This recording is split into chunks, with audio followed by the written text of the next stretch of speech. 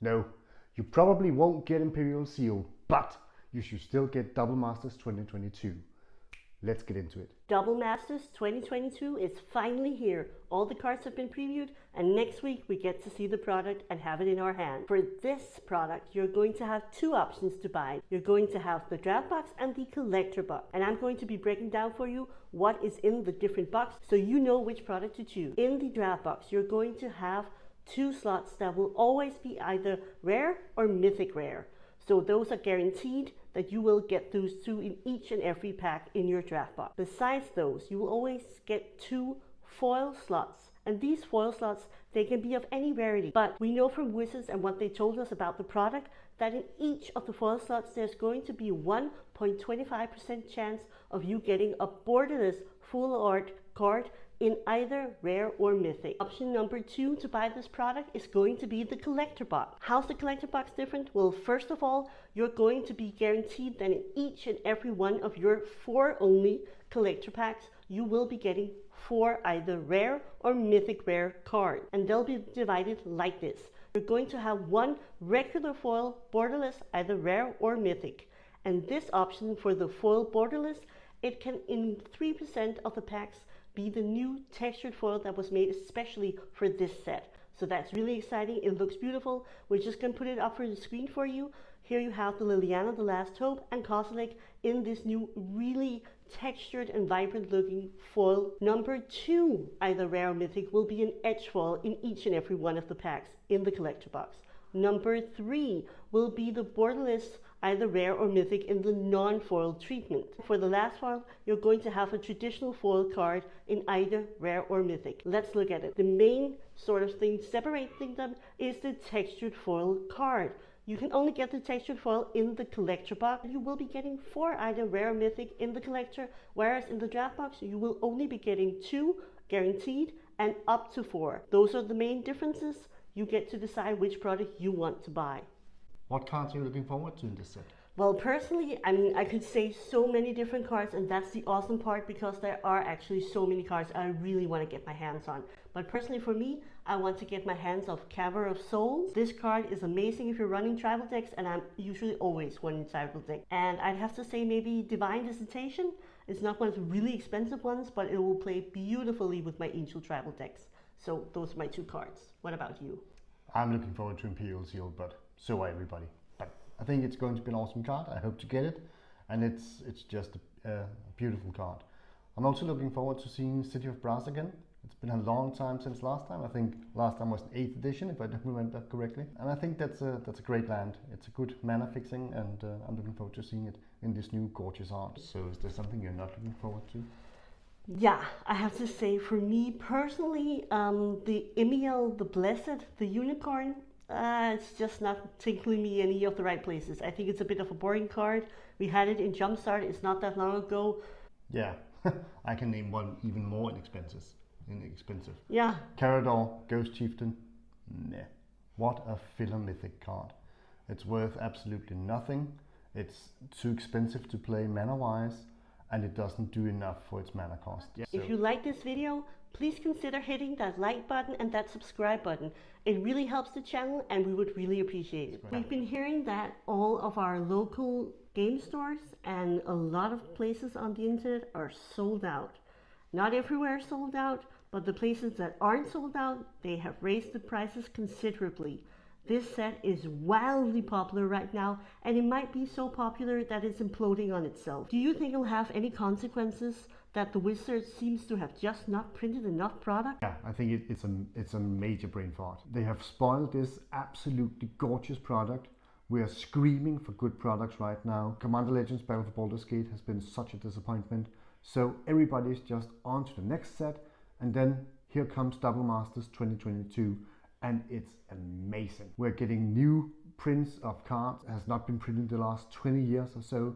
The average price is absolutely high. The cards are wonderful for Commander. We need this product, and now we're hearing everywhere that you can't get it. The print run is minuscule. So that's an obvious problem. Definitely. And what is the problem for us as buyers is also that the prices are just going up. I mean, we were lucky that we were able to book some like a long time ago, even before the previews had started. So we got it at a really fair and decent price.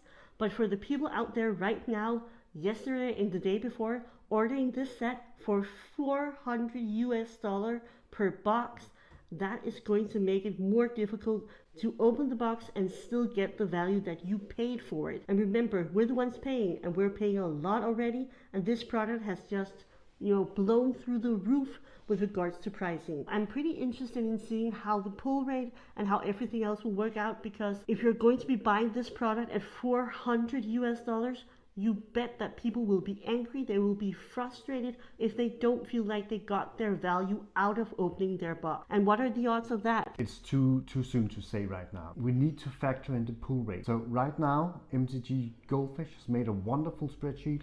Thank you. Shout out to MTGGoldfish. Yeah, thank you. Such a cool thing to do. It's wonderful. It takes a really long time, we know, because we did it with Commander Legends Battle for Baldur's Gate. But what this spreadsheet does not factor in is the actual pull rate. That means the probability to get certain cards, because not all mythics are made equal. The probability to get, for instance, a seal compared to Mism of the Magus, I think it's called. Yeah, mythics, yeah. Yeah.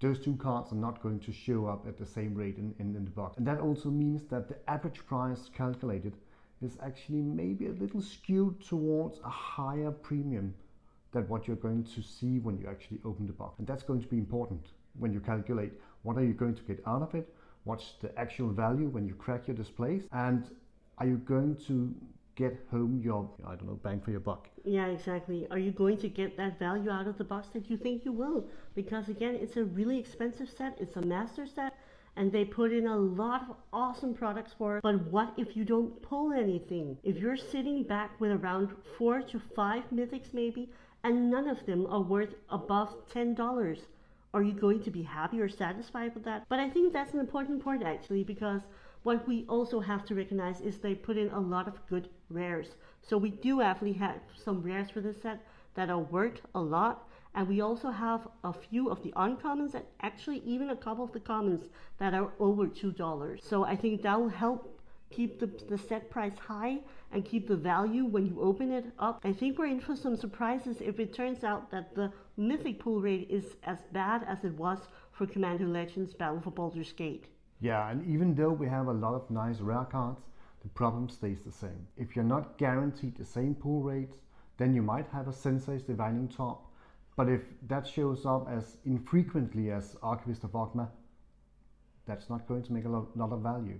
So you can't take the average price, just list the number of cards, add the value of the cards and divide by the number of total cards, and that's your average value, because you have not factored in the probability to get those cards. Exactly. So be careful out there. Be careful when you look at those average values. They might be skewed in your disfavor. But another thing that might be a contrapoint to this, some of the prices, Imperial Seal, I think that MTGGoldfish has it at around $250. But let's be honest, if this card is going to be as rare as we think it is, I think it might go higher. I'm not saying it will, I'm saying it might. Alright, so we made a little calculation for you. If you take an Imperial Seal, that's right now around 180 euros. Mythics of the Magus is around 2.25 euros. So you add those two values together, you get around 120.5, and then you divide it by 2, you get around 60 euros. So 60 euros is your average price if you do the calculations like this.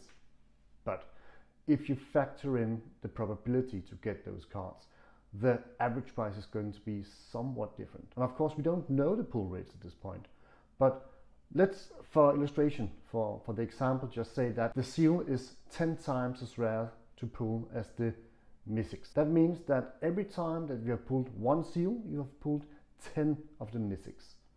So if you make these calculations, then you take the price of the Imperial Seal and add it together with the price of the mythics times 10, and then you divide it by 11, and then your average price is suddenly just 12 euros. So I hope that you see by this example that the pull rates are actually important. If you don't know the pull rates, you can't make the calculations and get a precise average price. So be careful.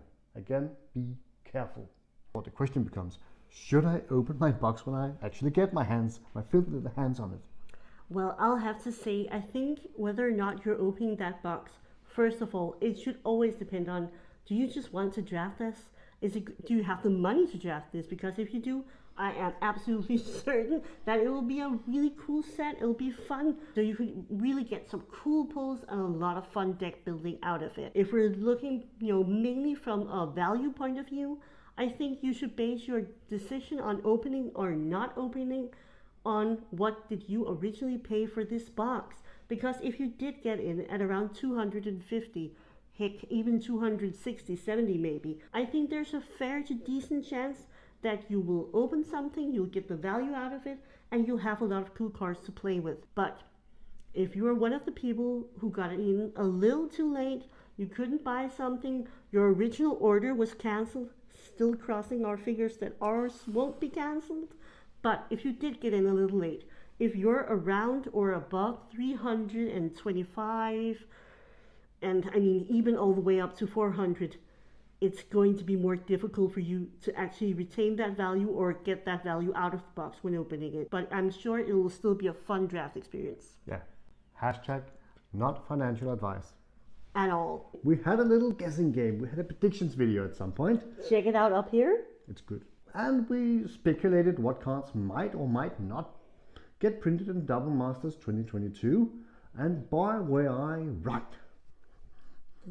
Yeah, in like Never Never world, because both had to guess 5 cards that we thought would be reprinted for Double Masters 2022 and 1 wildcard prediction. While none of us got our wildcard prediction, I was hoping for Silver Library, you were hoping for Allied Fetchlands.